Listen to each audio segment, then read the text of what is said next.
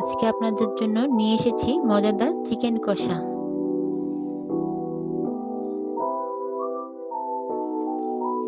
এই চিকেন কষাটার জন্য আমরা একটা পেস্ট বানিয়ে নেব, আর তার জন্য প্রথমে সাদা তেলে কাজু বাদামগুলো ভেজে নিই।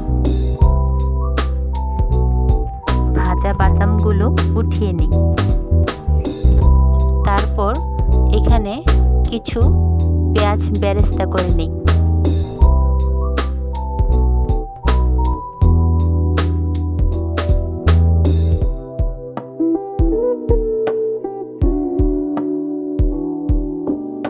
পেঁয়াজ বেরেস্তা হয়ে গেলে এগুলি একটা বাটিতে উঠিয়ে নিই।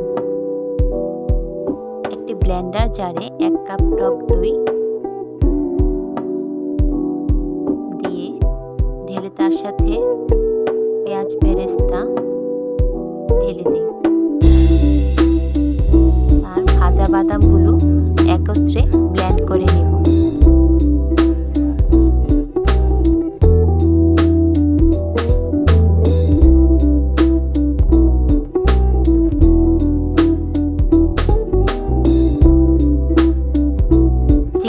পিসগুলি ভালো করে ধুয়ে একটি বলের মধ্যে রেখে তার মধ্যে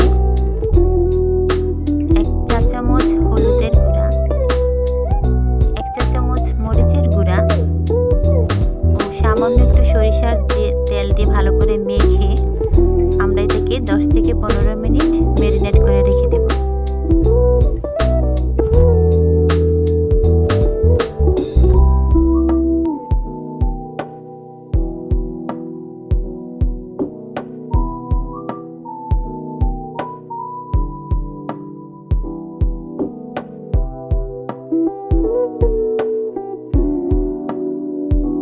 প্যানের মধ্যে তেল ঢেলে তাতে সামান্য হলুদ ও লবণ দিয়ে তেলটা ভালোভাবে গরম হলে ম্যারিনেট করা চিকেনগুলো তেলের মধ্যে ভালোভাবে ভেজে উঠিয়ে নিব।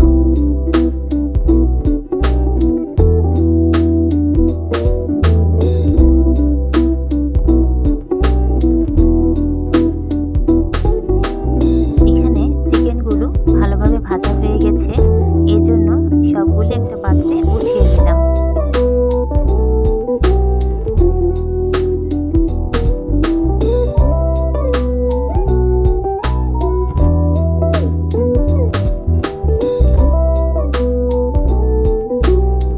কড়াইতে 1 কাপ সরিষার তেল দিয়ে তার মধ্যে আস্ত গরম মশলাগুলো দিয়ে দিলাম। মশলাগুলো গরম হয়ে গেলে এর মধ্যে 1 কাপ পেঁয়াজ কুচি দিয়ে দিলাম। পেঁয়াজটাকে লাল লাল করে ভেজে তার সাথে 1 টেবিল চামচ আদা ও 1 টেবিল চামচ রসুন দিয়ে ভালো করে মশলাটাকে কষিয়ে নেব।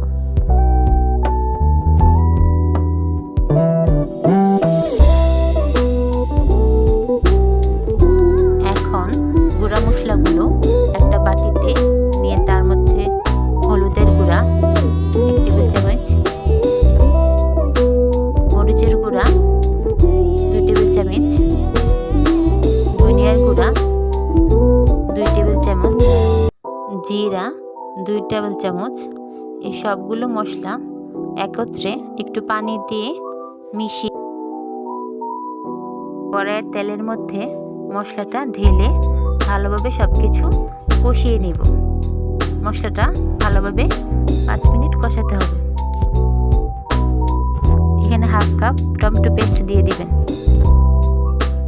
তারপর ভাজা চিকেনগুলো এর মধ্যে মিশিয়ে মৃদু আছে অল্প সামান্য নেড়ে চেড়ে এগুলো কষিয়ে নিই।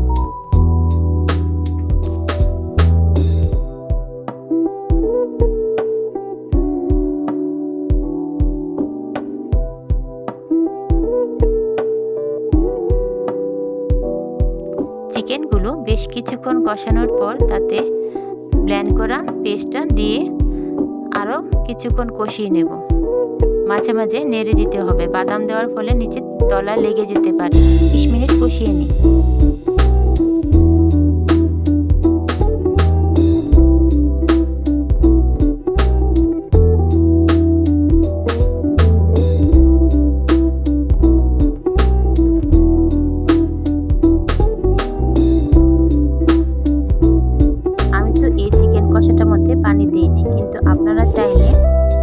অল্প পানি দিতে পারেন। আর উঠানোর আগে কয়েকটা কাঁচামরিচ দিয়ে এই চিকেন কষাটা উঠিয়ে নেব।